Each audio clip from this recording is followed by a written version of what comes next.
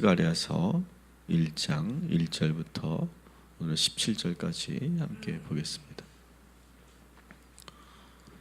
오늘부터 우리가 스가랴 말씀을 묵상하기 시작하는데요. 먼저 우리가 1절을 우리가 함께 한 목소리로 읽겠습니다. 다리오 왕 제2년 8째 날에 여호와의 말씀이 이또의 손자 베레가의 아들 선지자 스가랴에게 임하니라. 이르시되 아멘. 스가랴가 누구인지를 지금 오늘 1절 본문에서 소개하고 있습니다. 스가랴가 활동했던 그 시대를 소개하고 있는데 다리오 왕 때 활동하였다 이렇게 되어 있습니다.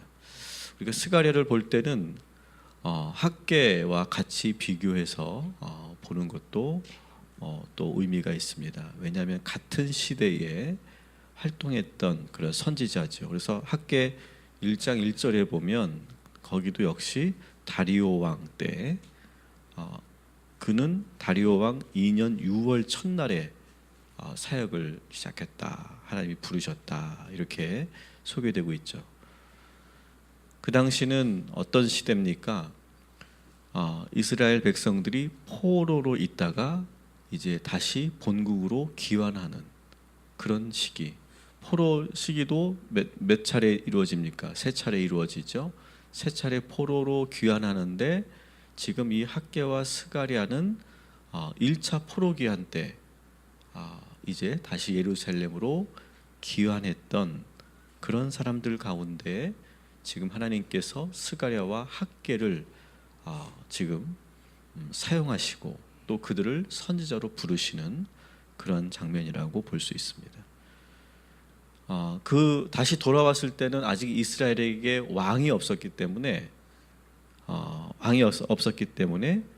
지금 페르시아 왕 다리오 왕을 통치 연도로 지금 소개하고 있는 것도 우리가 여기서 눈여겨 볼 수 있는 그런 장면이라고 볼 수 있습니다. 두 선지자가 했던 공통적인 사역은 뭡니까?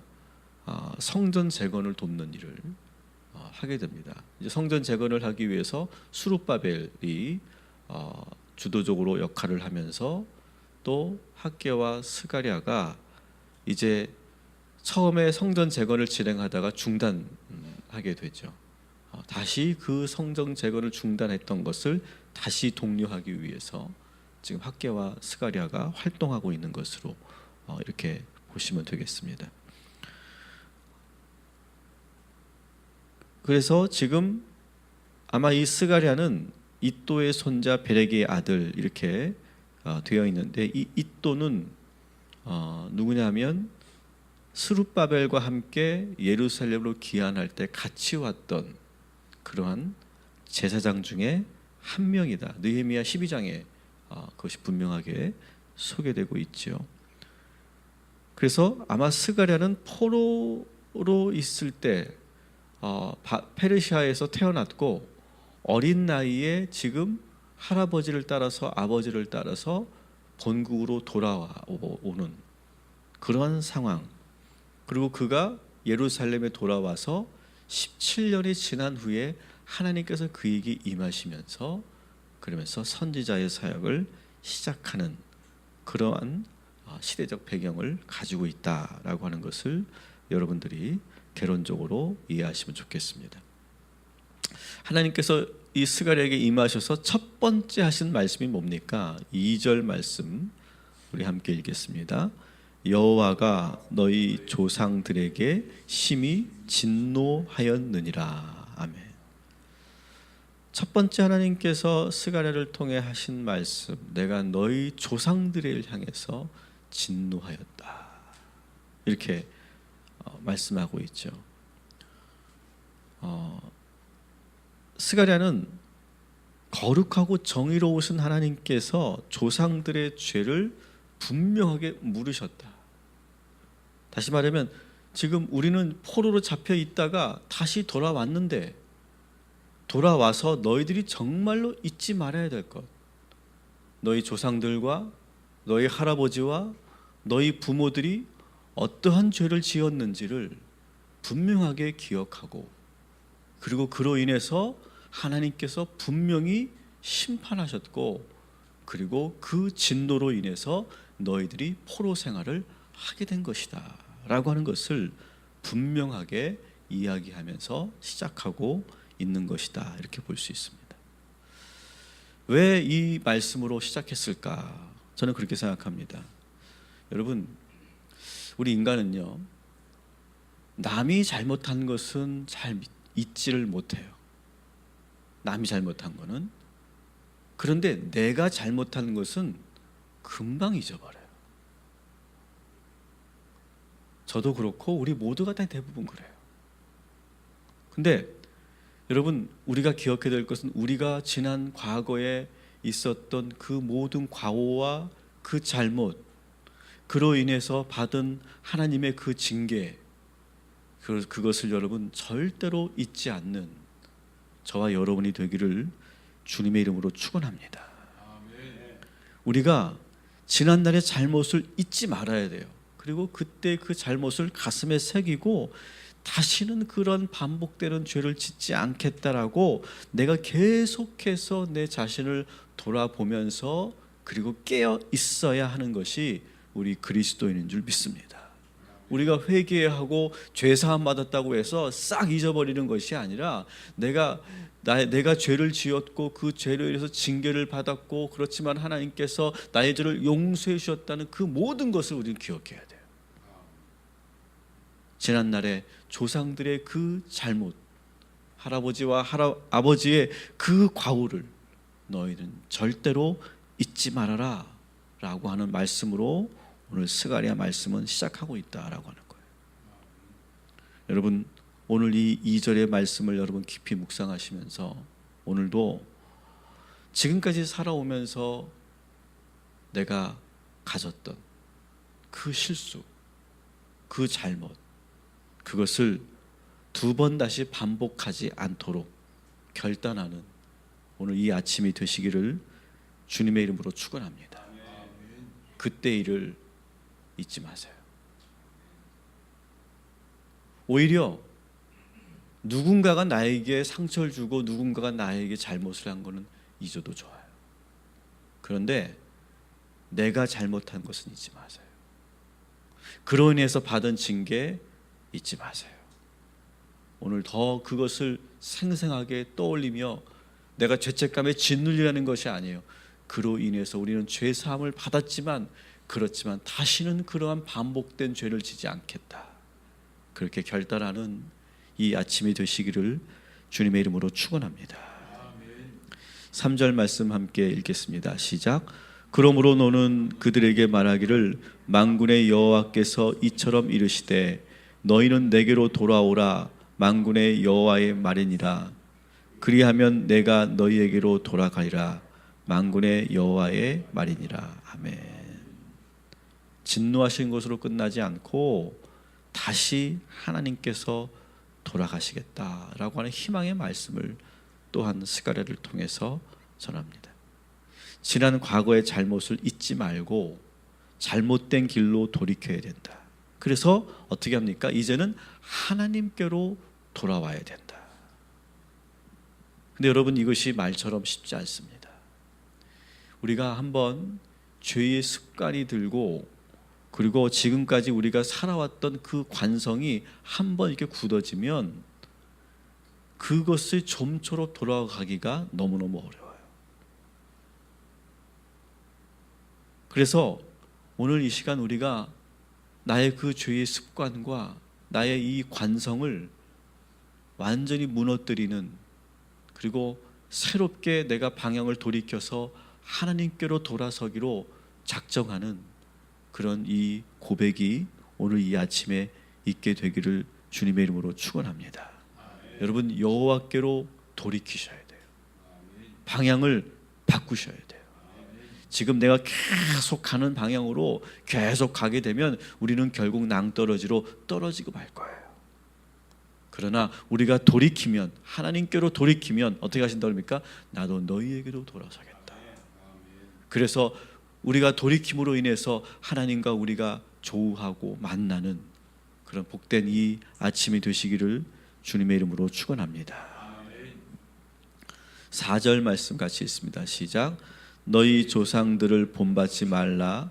옛적 선지자들이 그들에게 외쳐 이르되 만군의 여호와께서 이같이 말씀하시기를 너희가 악한 길 악한 행위를 떠나서 돌아오라 하셨다 하나 그들이 듣지 아니하고 내게 귀를 기울이지 아니하였느니라. 여호와의 말이니라. 아멘. 여러분, 이 조상과 부모가 주는 영향력은 대단히 큽니다.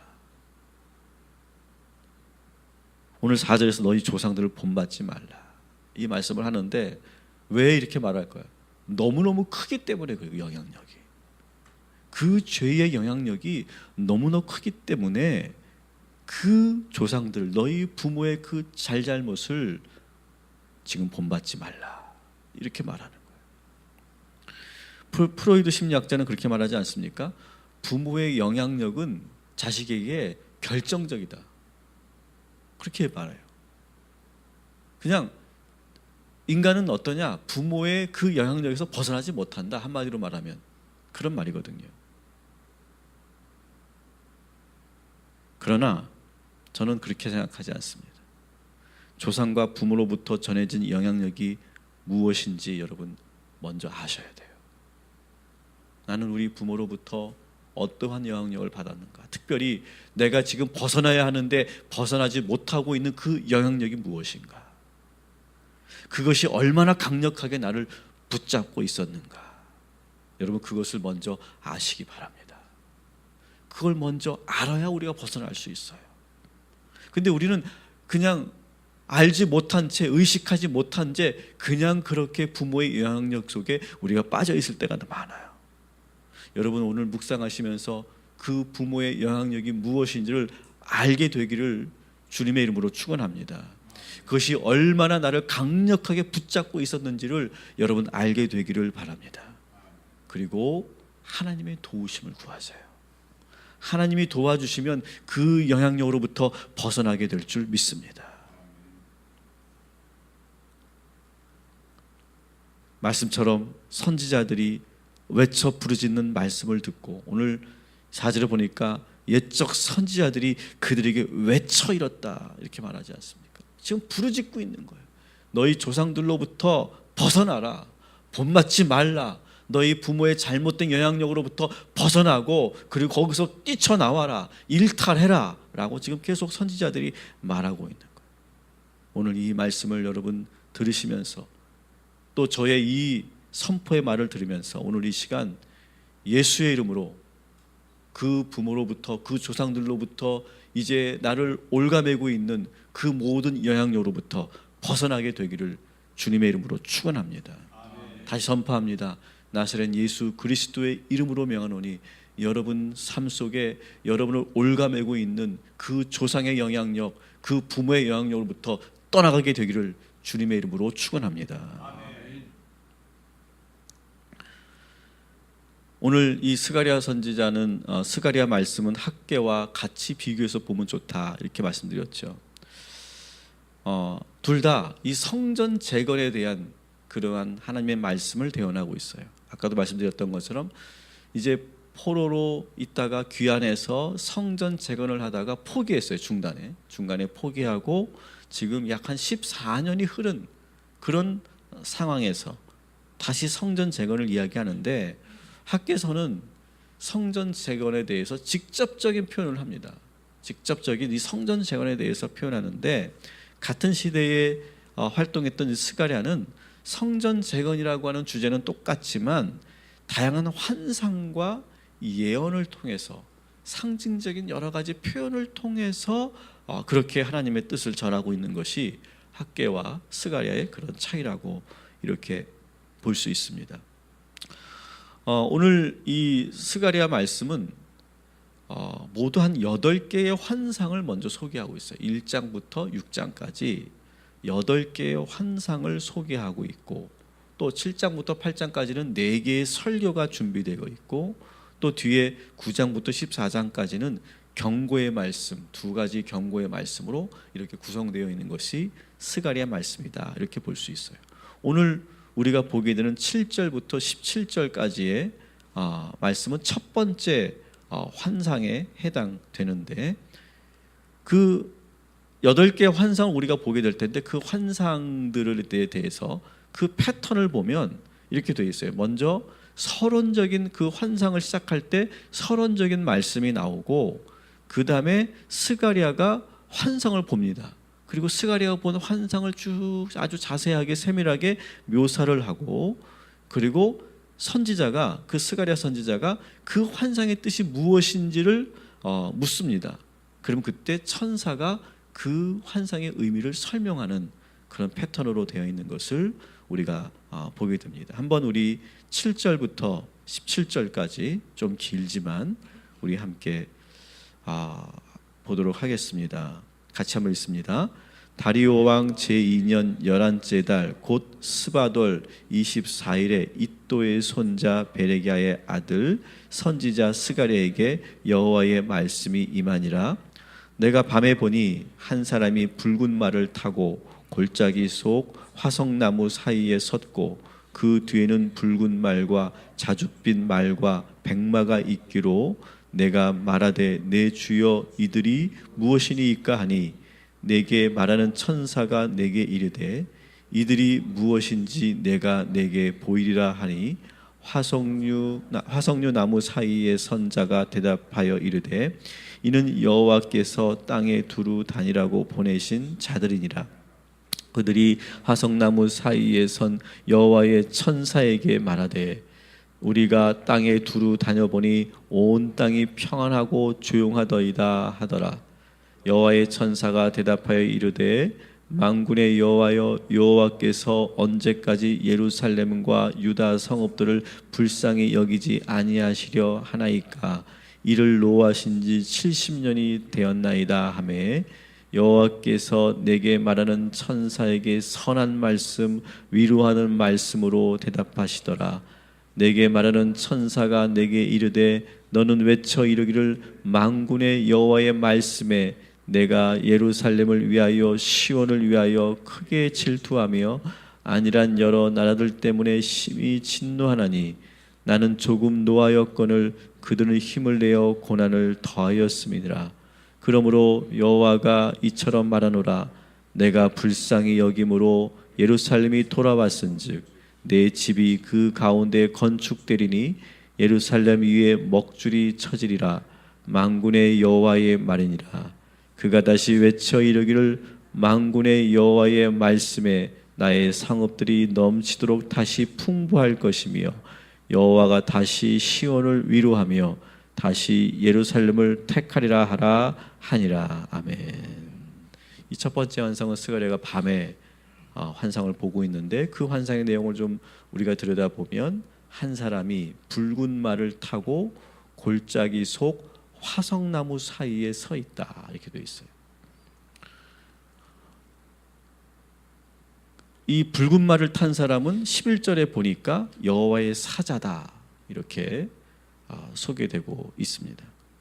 그리고 화석류 나무는 푸른 잎을 가진 나무고, 이것은 초막절과 관련된, 그래서 우리가 초막절에 오두막을 지을 때 사용했던 그런 나무로 이렇게 알려지고 있고, 또 이 화석류 나무는 상징적으로 미래의 희망과 약속을 의미하는 그런 나무다, 이렇게 말할 수 있습니다.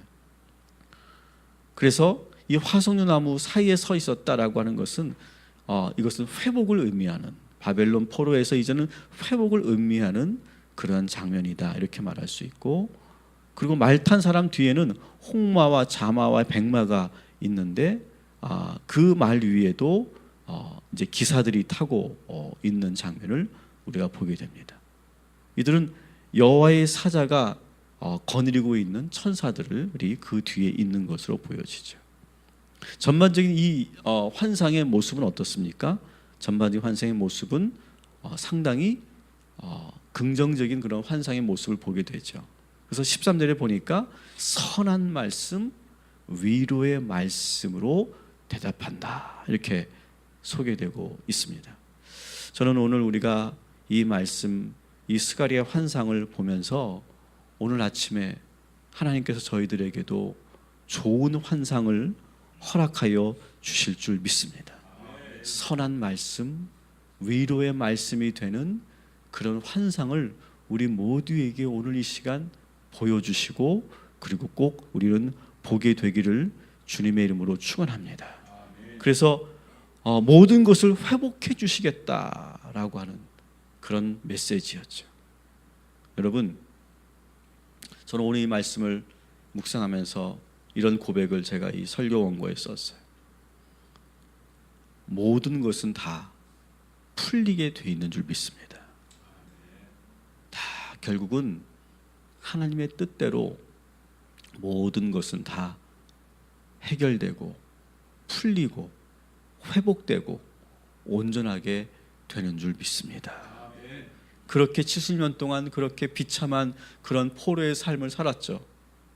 아마 70년 동안 포로의 삶을 살면서 이스라엘 백성들은 이제 끝났다, 더 이상 희망이 없다, 이렇게 가다가 우리 민족은 다 사라질 것이다, 하나님도 더 이상 우리와 함께하지 않고 모든 것이 다 그냥 끝났다, 절망이다, 이렇게 생각했죠. 그러나 어떻습니까? 하나님은 다시 회복시켜 주셨고 풀어주셨어요. 우리 모두의 인생이 그렇게 될 줄 믿습니다.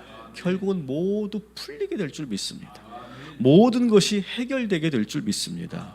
그 환상을 우리 모두가 보게 될 줄 믿습니다. 다시 한번 따라합시다. 결국 모든 것은 풀리게 된다. 오늘 이 주제의 환상을 우리 모두에게 하나님께서 보여주시고 허락하여 주실 줄 믿습니다. 영원할 것 같은 겨울은 결국 봄을 맞이하게 되는 거예요. 영원히 녹지 않을 것 같은 그 빙하가 서서히 지금도 녹고 있는 줄 믿습니다. 우리의 인생의 모든 문제는 반드시 풀리게 돼 있고, 영원히 닫혀 있을 것 같은 그 사람의 마음의 문도 열리게 될 줄 믿습니다. 이 시간 오늘 말씀을 보면 천사들이 그 예루살렘 땅을 쭉 둘러보죠. 쭉 천사들이 둘러보고 나서 그 천사들이 둘러보고 온 그 상황을 그 주의 천사에게 다시 보고하는 거예요. 오늘도 하나님께서 우리의 인생을 시찰하실 겁니다. 우리의 인생을 쭉 돌아보실 거예요. 그러면서 이제 하나님께서 천사들이 하나님께 우리의 삶이 이제 다 되었습니다. 하나님, 이제 주의 뜻이 이루어질 것입니다. 저들에게 은총을 베푸시고 저들의 묶여있는 것을 풀어주셔도 되겠습니다. 그렇게 천사들이 우리의 삶을 보며 그렇게 보고하게 될 줄 믿습니다. 그래서 오늘 하나하나 풀어지고 녹여지고 회복되고 열어주시고 새롭게 하시고 충만케 하시고 부요케 하시는 그 하나님의 환상을 오늘 이 아침에 모두가 보게 되시기를 주님의 이름으로 축원합니다. 기도하겠습니다.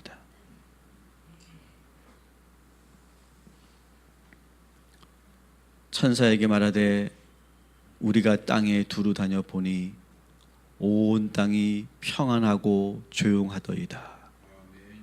여호와의 천사가 대답하이르되 만군의 여호와여, 여호와께서 언제까지 예루살렘과 유다 성읍들을 불쌍히 여기지 아니하시려 하나이까?